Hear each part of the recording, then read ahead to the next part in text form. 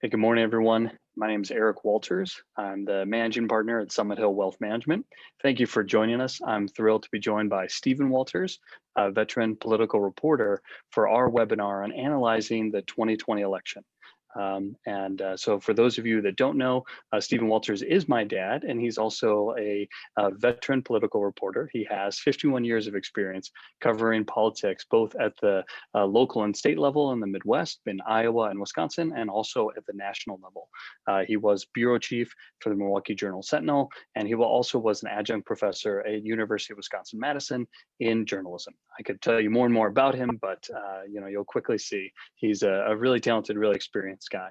And I am a wealth manager for affluent families. Our target is business owners and executives.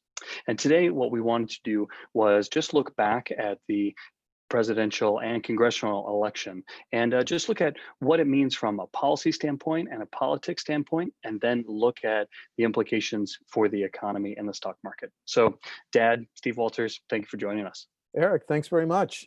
Stop talking about me and let's move on to the subject of the program. Hey, and before I do, I want to let our listeners know just that we are recording this, so you'll be able to access it later. And if you do have questions, you can use the chat feature. We'll be happy to answer those at the end. All right, so I think the first question I'd like to ask is, looking at the election itself. The Associated Press and other news organizations have called the election for Mr. Biden, but President Trump has not conceded. In fact, some of his advisors, like Mike Pompeo and trade advisor Peter Navarro, have said that they're planning for a transition to a second Trump term. So first, what's your reaction to the current situation in the presidential election? Well, Eric, just recently over the last 24 hours, you've had 5 senators say it looks like Mr. Biden is inevitably our president. That would include senators from some of the Midwest states. Even Mr. Rubio is saying it looks like Mr. Biden won. So I'm just so struck, though. Mr. Biden, even though it took us 5 days to compute the election results, Tuesday through Saturday, he did win Pennsylvania, and he held what was called the blue wall. Michigan and Wisconsin and Pennsylvania, and he picked up Arizona, which is just intriguing. And as we speak, they're still counting ballots in Georgia, 5 million ballots that have to be recounted. So it was just a remarkable election, showing how divided this nation is. The unofficial score right now, unofficial, is Mr. Biden appears to have 290 votes in the Electoral College, while President Trump, I think, is about 214, maybe 218, somewhere in there.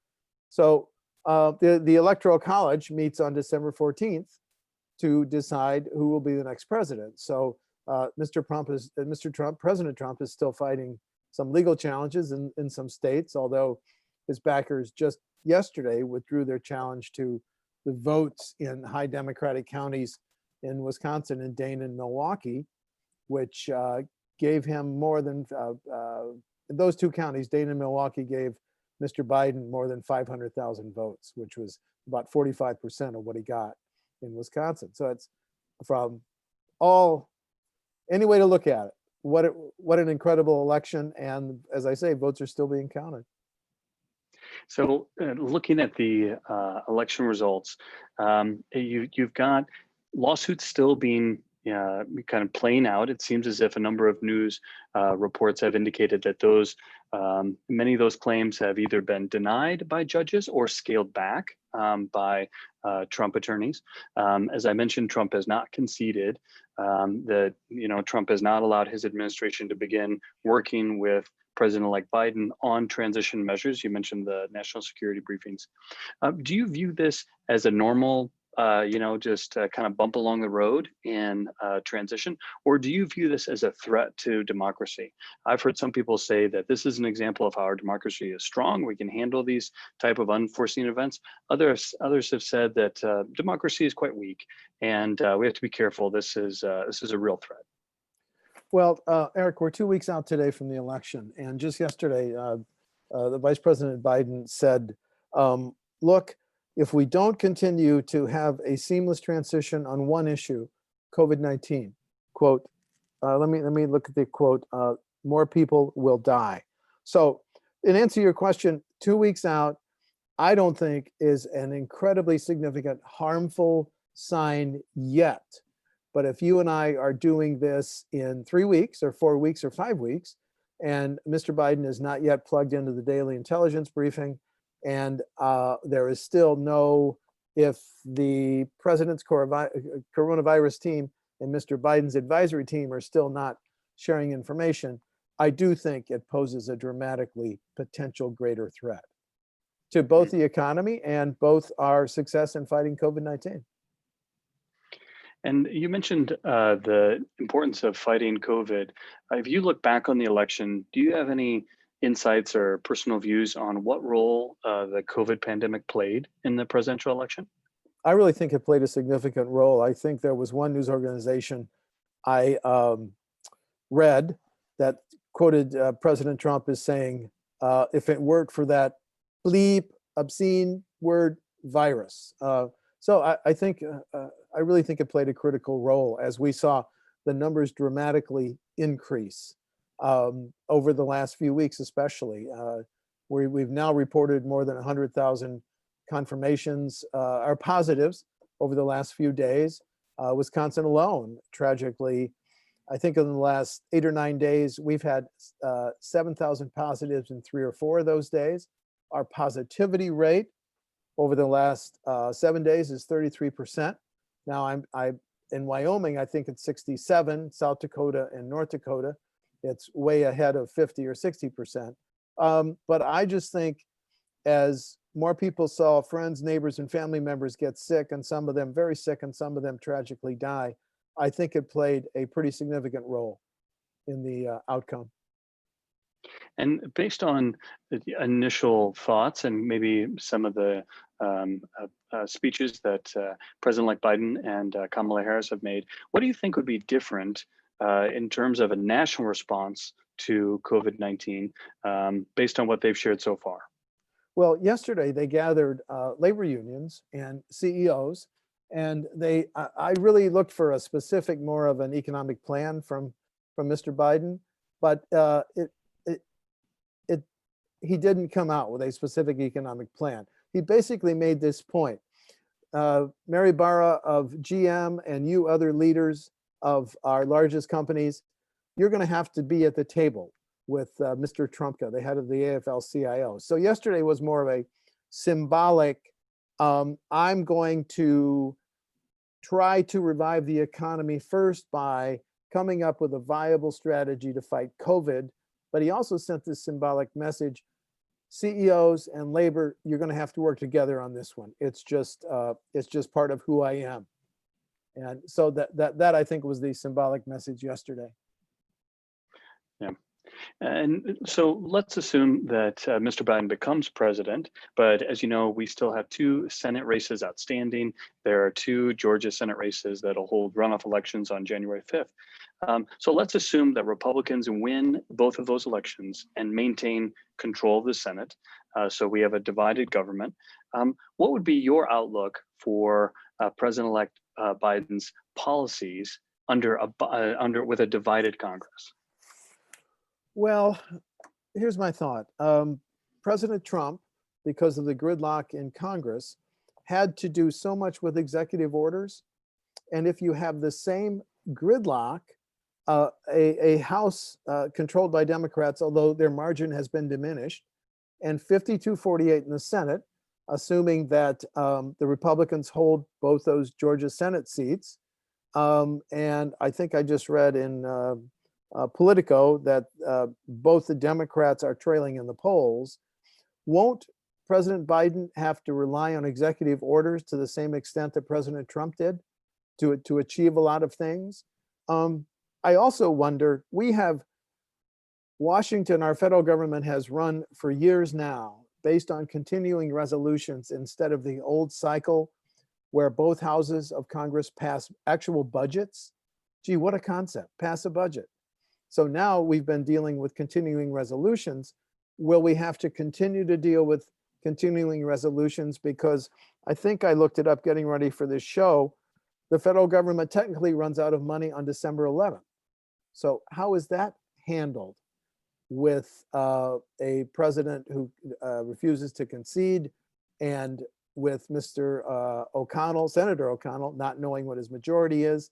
Sure, we're going to get past December 11, but how much of a telltale sign of cooperation, lack of cooperation, or gridlock will that portray as we pay the next set of bills that come due December 11?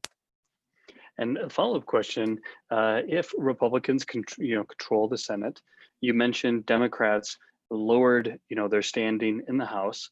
Biden ran on a more moderate platform as opposed to more aggressive parts of the Democratic Party. What's your outlook on the possibility for negotiation or coming together between Republicans who only hold the Senate and Biden, who is more moderate? I think this is a question that gets asked probably every 4 years after a presidential election. Will they come together and get some unified work done? What's your outlook if it's a divided government? Well, I'm not a pundit because pundit makes predictions, but here are my thoughts. Okay, let's assume that the Republicans hold the 2 Georgia Senate seats. And by the way, it's interesting. The Republicans, Senator Perdue and Senator Loeffler, are saying that we're the wall to hold off socialism. It's just interesting. Don't elect Mr. Ossoff, and Pastor Reverend Warnke, or you'll get a socialism. But that doesn't go to your question. My question is, my thoughts are, if it's 52-48 in the Senate because the 2 Senate seats are lost, then I really think the hope for compromise lies with 3 senators. Senator Collins of Maine, who just got reelected, Mr. Romney, who you'll remember was the first to recognize that Mr. Biden apparently lost, and Lisa Murkowski of Alaska, who's up in 22. So those have shown the ability to think a little bit more moderately than some of the more conservative senators. Are they willing to deal on another COVID CARES package, COVID package, and some of these other issues? So I think there's potential for compromise if President-elect Biden, assuming he's elected, and the House Democrats, who will have smaller control, can put some of these Biden ideas in a way that appeal to these 3 senators.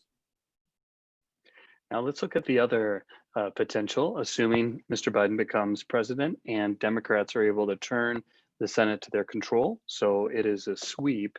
A similar question, what's your outlook for Biden's policies at that point?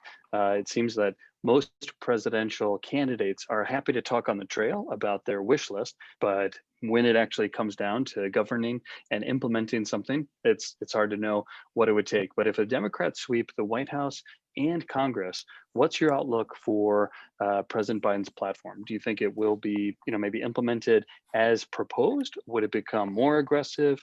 What would be your thoughts? Well, it's interesting because I'm a journalist who normally interview people, but you're interviewing me. So we're going to turn that around pretty quick because, Eric, here's my thought. Mr. Biden said, look, I want to repeal provisions of the major tax bill that Speaker Ryan and Trump and O'Connell pushed through.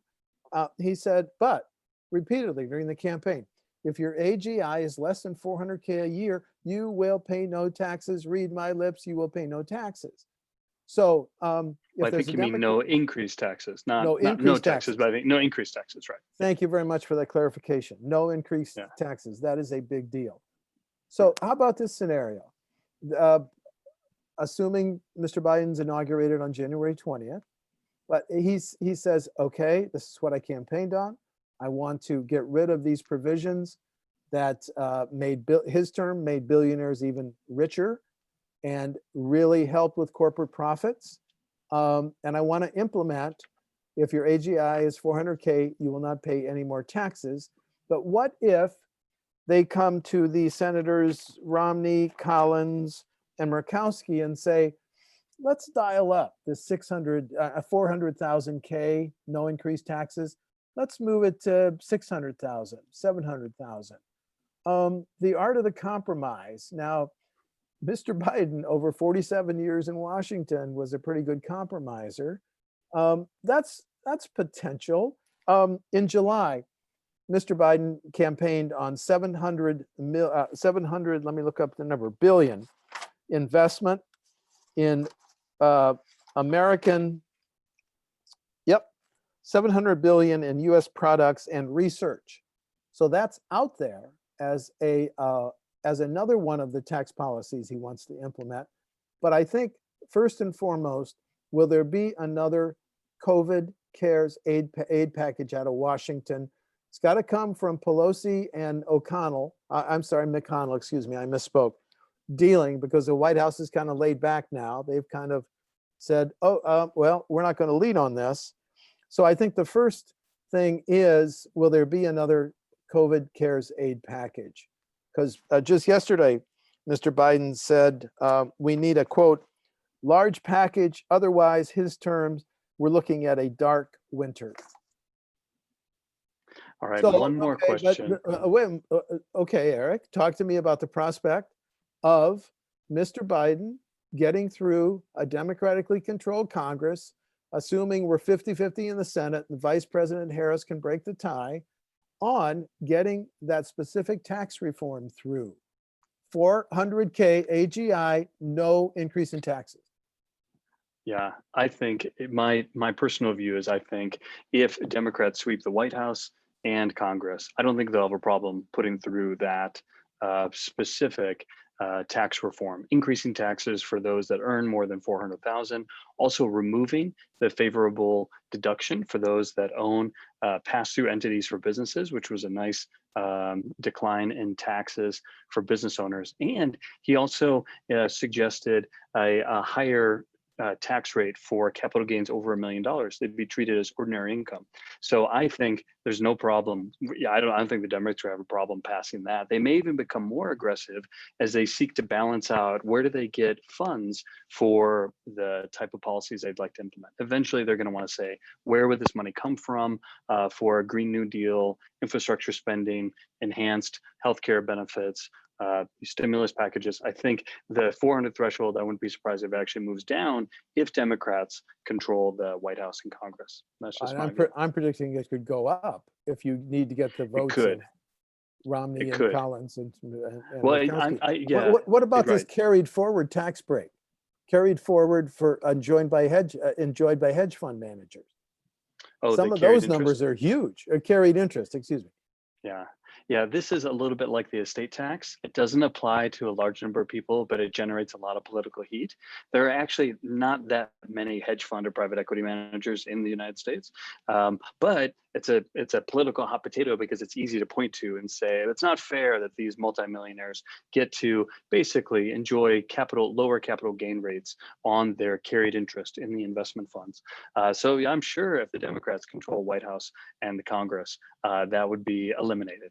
That's an easy thing for them to change. It wouldn't affect much in our country's finances, but it would be a political win to send a message to the Democratic base. We're not going to let Wall Street fat cats get away with that. Well, okay, one other subject while we're on this, Eric, potential initiatives in a Biden presidency, assuming he's sworn in on January 20th. Mr. Trump spent the first 2 years talking about an infrastructure package, highways, bridges, hospitals. That got no traction anywhere. It would not surprise me if the Biden administration brought back a infrastructure package, highways, hospitals, bridges, airports, etc., which would put, now remember who was meeting yesterday with Mr. Biden? Union leaders, which would put union workers to work fixing Wisconsin's highways and bridges. So I think it's not out of the question that we would see resurfacing the idea of a major infrastructure package. Lord only knows how we pay for it. I agree with you. And, President-elect Biden put forward the idea of a $2 trillion infrastructure plan on the campaign trail, and outlined many of those same things. Many economists would say investing in our infrastructure is a great boost to growth. If you have better roads, better hospitals, and also you think about the kind of infrastructure for cybersecurity and just online commerce, right? So that goes beyond just the traditional roads, but it's the towers, it's underground fiber optic. So that's we're kind of expanding our idea of what infrastructure allows, but allowing not only digital infrastructure to be put in place. Now, President Trump said that he wanted a $1 trillion infrastructure bill. Neither have said how they'll pay for it, but from an economic standpoint, it could boost growth. But it seems like you said, after President Trump was elected, they had an opportunity for 2 years where they controlled the White House and Congress. And for whatever reason, that particular idea didn't move forward. I think if Democrats control the White House and Congress, you'd see a large spend, and it probably tilted towards clean energy, and basically probably rewarding clean energy companies and favoring those projects, and removing incentives and government support for traditional oil and gas companies. But yeah, I think you're right. I think that would be on the table. Well, okay, I want to come back to that. Was it early in the campaign when Mr. Biden said $2.2 trillion infrastructure package? Because that was not, you listen to the emotional issues in the final 2 weeks of the campaign. I did not hear that. So if he resurrects that, that's another way for him to offer new economic gains to the middle class. It would be. Okay, that's just as fascinating. Thanks for the clarification. I agree. So those are all the questions I had for you, Dad, on politics. Should we switch and talk about the stock market and the economy? Yes, with this PS, I just All right. think as we scope out the major financial policy decisions in assuming a Biden administration, I really think when you look at if Republicans continue to control the assembly, I'm just struck, Eric, by one more number. 22 of those 52 Republicans are up 2 years from now. So they're going to have an eye on the future. And those are key seats in Florida, Mr. Rubio. Iowa, Chuck Grassley is 87. Mississippi, North Carolina, Ohio, Senator Portman. Pennsylvania have an open seat. And our own Wisconsin Senator Ron Johnson has not said what he's going to do. So as we continue to work on these major issues, these 22 Republicans, now most of them are in safe seats, but let's say 10 of them are in marginal seats, they're going to have to keep an eye on 2022 as we sort out some of these issues.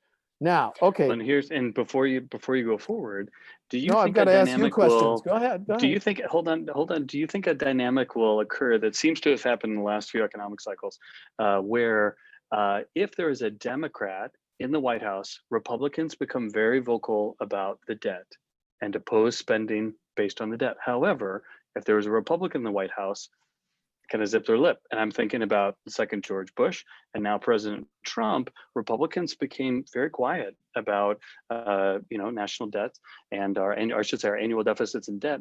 And I wonder if the dynamic could resurface again if Republicans control the Senate, where all of a sudden, now that there's a Democrat in the White House, and I'm not saying this as a judgment, I'm saying just as an observation, it seems that the focus on the deficits and the debt waxes and wanes depending on who's in the White House. No, I think the deficit talks have all taken, what's that dangerous chemical? Atrazine? No, I don't think that's going to resurface. I just honestly don't. I think there is a consensus in this country that we have to get a hold on COVID-19 to return our economy to what it was. By the way, what did you make of the Fed Chairman Powell's speech last week? And I'm going to quote it because it's my turn to ask you questions. Mr. Powell said, "The economy as we knew it might be over. We will be recovering to a different economy, stressing technology, telework, and automation. And the losing industries would be retail, restaurant, lodging. Unfortunately, many of their employees, low-income minorities." So what did you make of Mr. Powell's speech? Good, I get to ask you a question. I happy to switch. I thought it was interesting that he's highlighting these temporary changes that we've experienced through COVID and basically predicting that they'll become more permanent. And there's been a number of news articles highlighting that people may permanently change how they interact with restaurants, how they work out, how they shop, where they work. These are all deeply ingrained habits for Americans, and it does seem in casual conversations and some of the surveys I've seen, it does seem that people do plan on changing that. And one of the big ones is where people work. The surveys I've seen show that people are very fond of the either fully working at home or the option to work at home, and that particularly younger workers would like that almost as an expected benefit. They would be able to work from home completely or on a kind of a sometimes basis. That has major implications for productivity. It has major implications for businesses trying to manage their employees. And it has a major implication for commercial real estate. If that office space is smaller or reconfigured differently, those properties just aren't going to be as valuable. So I think it's interesting that the Fed chairman is making those predictions. Usually Fed chairmen are pretty careful about predictions. Usually they'll talk about what's happened and what's happening. So I was struck by that kind of prediction into the future of here's the economy he sees. It's a dangerous game to make predictions. I think he's basically saying there will be a number of businesses and people that are negatively affected by COVID. Many of them have been kept afloat through PPP loans or extended unemployment benefits. And I think he's trying to raise the alarm and saying many of those businesses could be a threat. And then how those businesses get and keep customers going forward could be radically changed. If you are a small business owner, if you own a restaurant, if you own a gym, things could be very, very different for you for a while. Well, okay, but I'm not done with this subject. When he says this, Eric, isn't this a Fed that for 2 years has literally been throwing money at people by cutting the interest rates? Am I overstating it when I say the Fed has been throwing money at people? No, and this really started in 2008 when the Federal Reserve realized that the Great Recession could threaten major institutions and it could take them down. It could cause people to lose faith in the banking and finance industry completely. And if that happens, the whole financial system collapses.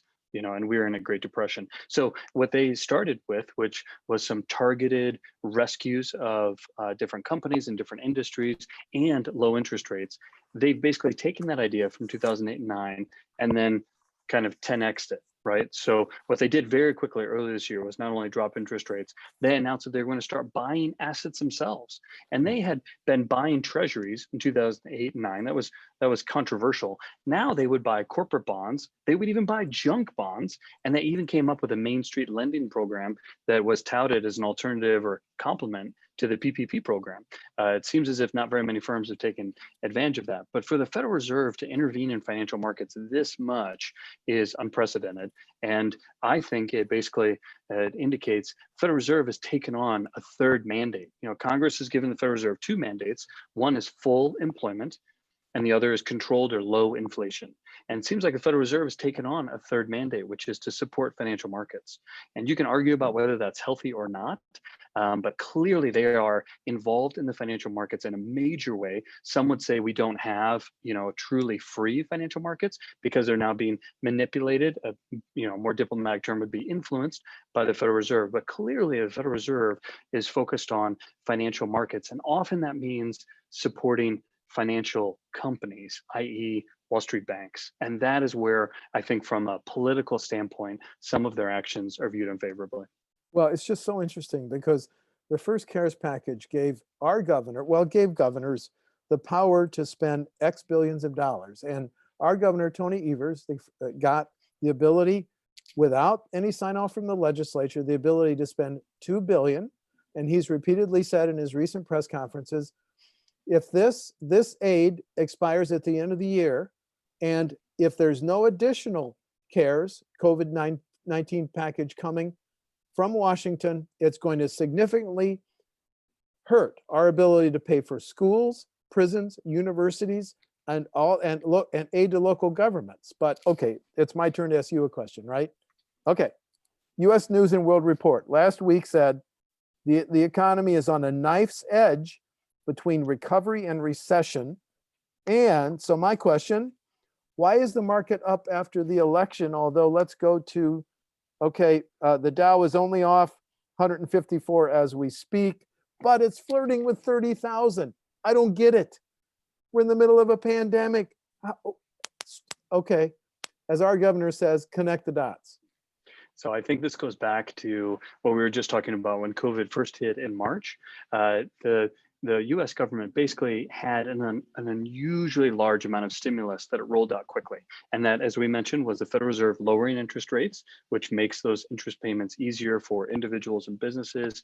Of course, the PPP loans put a massive amount of money into the US economy that kept many businesses afloat, and then extended unemployment benefits, helped individuals who were out of work. And the market responded, in a way that we've never seen before. We've never seen the market move up that quickly.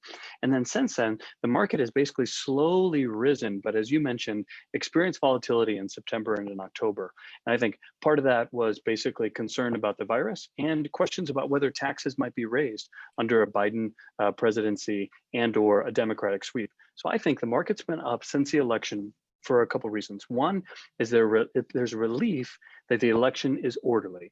There isn't violence in the streets. Yes, there and isn't a civil war. We're all very thankful for that. Excuse me. Exactly. Go ahead. Yeah, and that's exactly right. I think the market is looking at that and saying the process is working. There isn't a threat to the United States as a country at this point. So I think one is relief.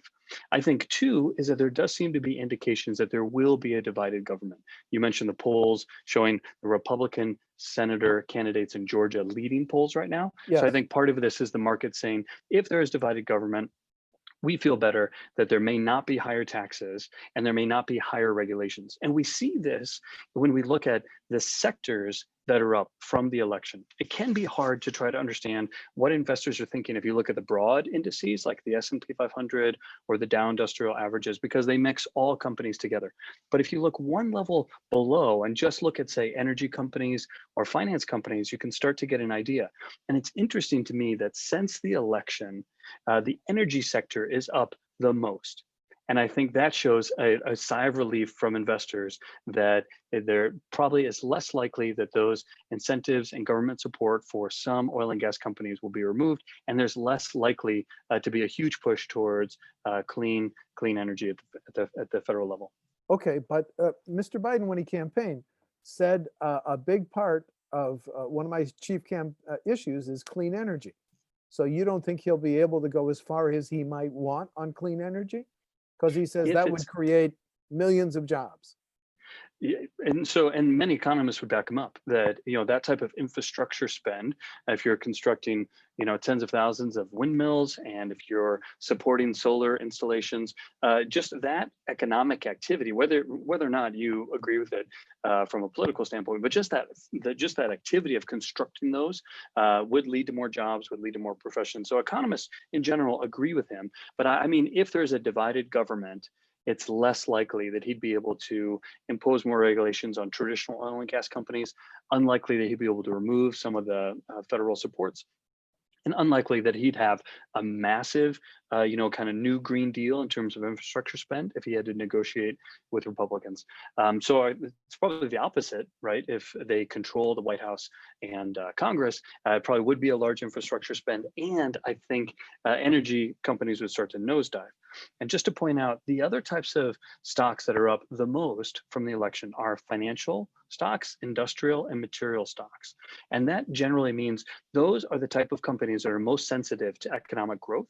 And so I think it's investors saying, we feel pretty good about where we're going to be. And usually the stock market looks about 6 to 9 months ahead of time. So the fact that those type of companies are up is a good indication of how investors feel about where the economy would be. And I think that's tied to the third reason the stock market is up: positive news about a vaccine. We've got 2 vaccines that seem to be effective. I think that's having a very big impact on how the stock market feels. Well, okay, but let's explore the scenario that Democrats have the White House and the Senate and Congress, and they only have the Senate because Vice President Harris can break ties. And so let's go back to the president-elect's apparent president-elect's goals of repealing parts of the Major Tax Act. And let's speak to his, if your AGI is 400K, you won't pay any more in taxes. How, if the stock market thinks that he'd really be able to get 3/4 of that, what do you think that would do to the stock market if he signed that into law? It's interesting because I think sometimes when we look at the stock market, we have to be careful and not to play checkers with the stock market when the stock market really plays chess. And Chess. I think the stock market would look at not only an increase of taxes, and President like Biden has talked about increasing taxes on those that make more than 400,000 and increasing the corporate tax rate. And so that would be a negative for the stock market just because there's less money for businesses and individuals to spend. But usually, Biden has kind of combined that with an idea of infrastructure spending and kind of the focusing on clean energy. So if you're going to raise taxes in one hand, but you're also going to increase government spending. Let's use his number from the campaign trail of 2 trillion. Those are, I don't know if those are exactly offset, but they're both very powerful forces. And so the infrastructure spending puts people into work right now. It gets money circulating, and it's likely to set up a number of people for good careers. That's a positive impact. However, higher taxes are going to be around until Congress and president decide to change it. So there's some negative offsets there. It is important to point out that the current tax law expires in 2026 when tax rates would revert. So it's not as if the current lower tax rates are there indefinitely. That's not what Republicans were able to do. They were only able to change the law for 10 years. So in 2026, those tax rates revert and they would revert to higher numbers. So in a way, if a democratically controlled Congress and White House increases taxes for part of those people, I think the stock market would say, well, those rates are going to go up in a few years anyway. It's probably affecting a fewer number of people. I think the market would focus more on corporate tax rates. I think that would be a bigger issue because that affects a lot more people. And so I think that's that's what the market would. So I think the market would probably have this yin and yang effect. It wouldn't just go down because taxes were going up, but if there was infrastructure spending, it might be a positive boost to it. Well, what could investors do to lower taxes if that happened? In other words, I realize a lot of Americans and investors make end of the year taxing decisions. So what are some potential strategies if they think President Biden would be able to repeal a large part of the Mr. Trump's, Mr. Ryan's, and Mr. McConnell's Tax Reform Act of 2017? Yeah, it's interesting because the actions we would take are the exact opposite of what we would normally do. Normally, we would want to defer income into the future, and we would want to plan on doing things in the next year or two. So often it's about deferral, but in this case, we'll do the opposite. We would basically pull income into 2020. And we could do that if you're a business owner and you own an S Corp or a pass-through entity. You could pay yourself a larger distribution or S Corp dividend this year. So if you're a business owner, you could just pull some of that forward to be taxed at what could be lower interest rates before potentially they go up next year. So that's one thing you could do. If you're an executive and you've got restricted stock or stock options or phantom stock that you have control over, they're vested and you can choose when you exercise them, you could exercise those executive compensation options here in 2020. Basically, you're pulling more income in. And then if you're a real estate investor, you could look at a like-kind exchange because President Biden has talked about eliminating like-kind exchanges for anyone earning more than $250,000 a year. So the classic 1031 exchange that real estate investors have used for years to swap one property for another and basically carrying over their tax basis, but not paying taxes on the transaction could go away. So you may want to look at a like-kind exchange in 2020. And then if you're an investor, you may want to think about taking capital gains in 2020 before tax and capital gain rates go up. And that's contrary. Normally you would think don't realize capital gains, but in a way you could look at your portfolio and depending on how large your capital gains are and how concerned you are about this possibility, you can actually take capital gains this year. A similar move would be if you have an IRA, you could convert some or all of that IRA to a Roth IRA.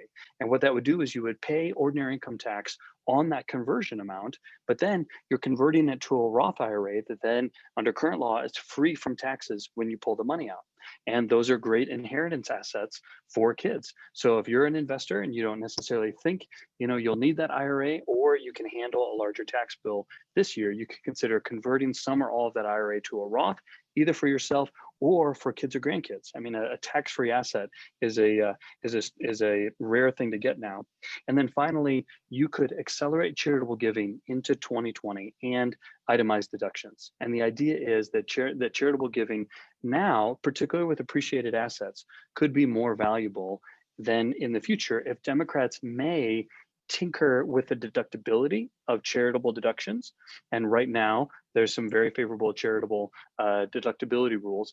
Democrats may look at that and say, you know, a lot of charitable giving is done by really wealthy people. Rather than allow you to, you know, potentially deduct 60% of your income, we might only make it 45. So if you're concerned about that, you know, basically accelerate charitable giving into this year, accelerate itemized deductions. And then finally, one thing that President Biden has talked about is estate taxes. And right now, any one person in the United States can shelter up to 11.5 million of assets from a 40% estate tax. So anything over 11.5 million is taxed at 40%. And I know a lot of people say, well, I'm nowhere near that, but many people are. And Biden has talked about reducing that exemption from 11.5 down to 5.5. And so if your family balance sheet is, you know, 10 or 11 million, you may want to talk to your wealth manager and your trust and estate planning attorney about utilizing some of that difference between 5.5 and 11.5 before the end of the year, in case Democrats sweep the White House and Congress and potentially lower that and increase more of your estate to that 40% tax rate. Eric, you mentioned real estate. I want to talk about one specific sector in real estate. Why is it that the housing market in many locations across this nation is just exploding? Is it the fact that interest rates are that low, or is it the fact that people now understand the new flexibility to telework, to work from home, has just fueled what in some areas, including, well, the area of Madison, Wisconsin, just an explosion in housing costs? So talk about the synergy there. Yeah, I mean, from a strictly financial standpoint, when you calculate the value of an asset that's going to last more than a year or two, you use something called a discount rate, and you try to figure out what rate of return would your money earn if it wasn't invested in this thing, right? And that's called the discount rate. And the Federal Reserve influences the discount rate. And so if the discount rate is high, the value of your current asset is low. And that just means, hey, I think my money could earn a good rate of return at the bank or in a safe investment. However, if your discount rate is low, meaning you can't earn much at the bank, the value of these long-term assets goes up because you can't earn much at the bank. But what the Federal Reserve did in 2008 and 9, and then what they just did again earlier this year, is they lowered that discount rate virtually to zero. And what that does mathematically is increase the value of longer-term assets like stocks, bonds, and real estate. Now, there are some areas of real estate that have been hurt. You know, for example, office buildings. It's a big open question on how much vacancy there's going to be in, you know, office commercial real estate. However, I think part of what we're seeing in the run up in home values is that as interest rates go down, and the Federal Reserve directly helps influence this, as interest rates go down, mortgage rates goes down. And so all of a sudden people say, well, I can stretch to get into a bigger house or a nicer house because my mortgage payment is lower, right? Every real estate agent will tell you this is a key part of people deciding where it is. And with mortgage rates, you know, been low for a long, long time, I think many people are saying, hey, I can do this. And then you've got real estate investors who are saying, I can't earn a good return in the stock market. Or I should say, I'm concerned about the volatility of returns in the stock market. Bond yields are very low. Interest rates at my bank are low, so I'm going to invest in real estate. And we've seen this dynamic for quite a while, where investors who have their choice of assets don't have many good options with where to get yield. And so what they've done, and this is major institutions like BlackRock, have been buying up millions and millions of rental homes across the United States and basically saying, hey, we think we can get 4, 5, 6%. Well, many, many people have gotten in on that game since interest rates have been low in 2008 and 2009. That's driven up the value or the cost of homes. And so I think you've got a number of factors, I think, you know, often tied back to interest rate, that have driven up the cost of housing for those looking to buy, or driven up the value of housing for those that already own. Eric, do you worry about the insurance industry in light of the repeated number of hurricanes and wildfires, especially in your state of Colorado and California? You worry about the insurance industry? You The, know, it's a, I'm just talking here about the PNC, property and yeah. casualty. Yeah, no, it's an interesting question. And when you think about traditional property and casualty insurance for homeowners, I'm not concerned about it because it's a well-functioning market, meaning those insurance companies have the right to go before the insurance boards and say, here is our actual losses. Here's why we have to increase premiums. And by and large, what I've seen is insurance commissioners say, yes, if you show us the data, not a legal argument, but if you show us the data that you're experiencing losses, you can increase premiums. And so, for example, in Colorado, we've seen homeowners insurance rates go up 30 to 50% in response to multiple hailstorms over the last 5 to 6 years. And that didn't go through without any problem. Wildfires are, kind of another issue. But again, I think it's very similar. I think as long as you allow property and casualty companies to set their own rates, again, insurance commissioners are the watchdog to make sure they're not being gouged. But if you allow them to respond to actual data, I think it's a well-functioning market. And then they have access to reinsurance companies where they can offload some of their risk, and the reinsurance companies do a good job. So I think in general, that's a fairly well-operating market, and I'm not concerned about either the commercial side or the homeowner side. The larger question, Eric, is are large companies and the stock market, are they increasingly pricing in climate change, which has been linked, whether you agree with it or not, to these hurricanes and West Coast fires? Are they pricing in climate change? What you hear from the kind of CEO level is that many executives are saying we're making this a core part of our strategic plan, regardless of what happens in Washington. And you're seeing them focus on reducing their own waste, their own carbon footprint. They're talking about kind of what we would call socially responsible investing concerns, which is how their vendors interact with the environment, how they and their vendors interact with their employees. So from a bully pulpit standpoint, we hear about this all the time. I think what's really interesting is that the popularity of what are called ESG, environmental social governance, or SRI, social responsible investing, the popularity of these funds has soared over the last 10 years. And much of this is driven by investors saying, I want to invest according to my own values. What's interesting about these funds is that these funds, by and large, will not invest in things like traditional oil and gas companies, right? Because if you're thinking about climate change, you would avoid that. And what's happening, what I'm hearing in the energy sector, is that shunning of oil and gas companies is having an effect on capital raising for oil and gas companies. And so I talked to an investment banker that specializes in oil and gas companies, and he said the feedback from his customers, which are traditional oil and gas companies, is that they're having a harder time raising money, either debt or equity, as more and more investors put money in these funds, and the funds say, we can't even invest in you now. And so what's happening is that small and large oil and gas companies are saying, maybe we should buy some clean energy assets. And what's happening is there's some data out there that creating electricity from wind is now as competitive as using coal or natural gas. And so his feedback was more and more traditional oil companies will morph out of necessity into clean energy companies. Their feedback is, we already know the energy space, right? We already know creation, transmission, and delivering energy. We know how to do that. It's just our fuel source may change. But if you're going to swap out some oil jacks and rigs for a solar system, well, some technical differences there, but still we're generating electricity and we know how to kind of get into the system. So I think a lot of these traditional oil and gas companies are feeling the pressure, and I think a lot of investors will cheer that. So I think it's just a few anecdotes showing that this is gaining steam, and I think it will continue to have an impact on companies. There's a question from Wes. Let's ask it. Why has polling been so wrong or off on the last couple of elections? What are our thoughts about the parties working together across the aisle to get legislation passed? Wes, those are kind of questions for me, who's covered politics for a few decades. So somebody I really respect in Wisconsin is Charles Franklin. I consider him the leading pollster in Wisconsin. He has been hired by Marquette University to run their law school poll. It's in her 7th or 8th year. And he, in a public speech last week, I think before the Milwaukee Press Club, said, polling is broken. We've got to figure out what's wrong. He said, we did make changes after we were wrong in 2016. But let me just bring a Wisconsin perspective. You had some national polling organizations before November 3 say that Mr. Biden was up either 10 percentage points or up to, I can't make this up, 17%. And I'm just looking at the figures.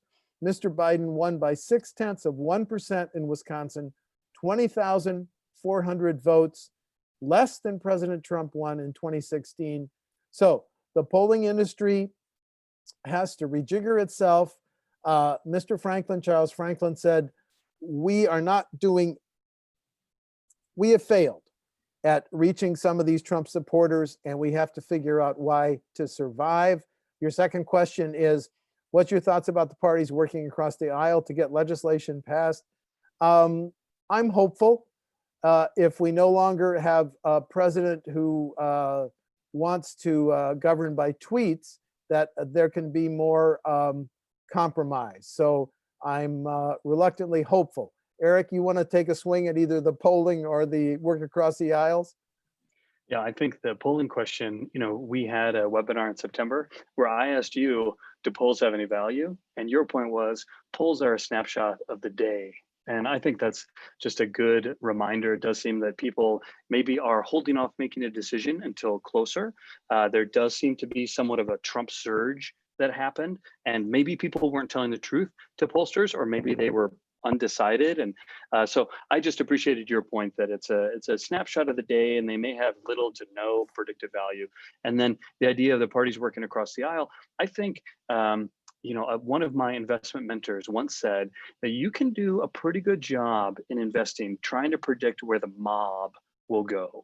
What's the path of least resistance in the market, right? And I think the path of least resistance politically right now is for more stimulus. I think that's a no-brainer. I think out of their own self-interest, I think a lot of Republicans would line up with that.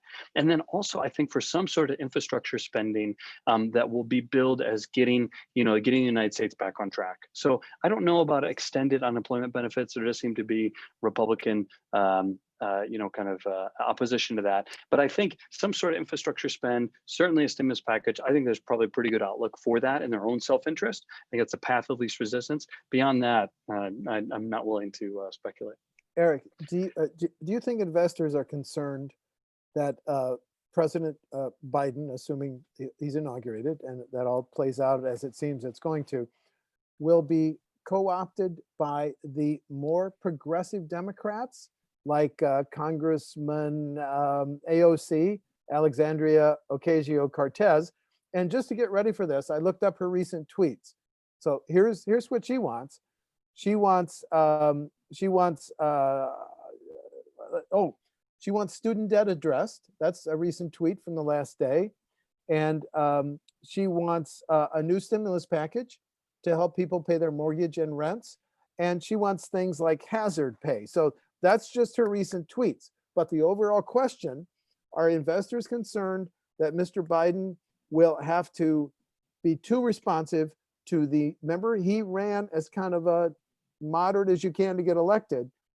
Do you think investors are concerned that he will have to concede too much to the uber liberal Democrats?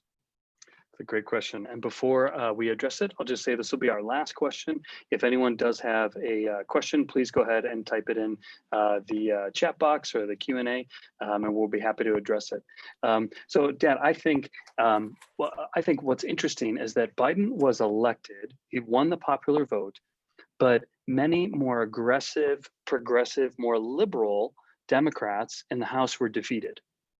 And so I think that sends a message to, I think, the Democratic Party that I think voters were, I think, more happy with Biden's more moderate approach. And I think they punished maybe more aggressive or zealous liberal Democrats by taking away their seats in the House. So I think the stock market would be concerned if some of those more aggressive Democratic policies. I think the fact that energy is up the most since the election shows that investors are betting with their actual money. Say, I don't think Biden's going to actually give in, because I think he's going to point to the election results and say, hey, moderate worked, aggressive, more liberal, progressive policies did not. So, let's focus on what we can do here in the moderate vein. But I don't think he's going to feel an obligation to respond to that.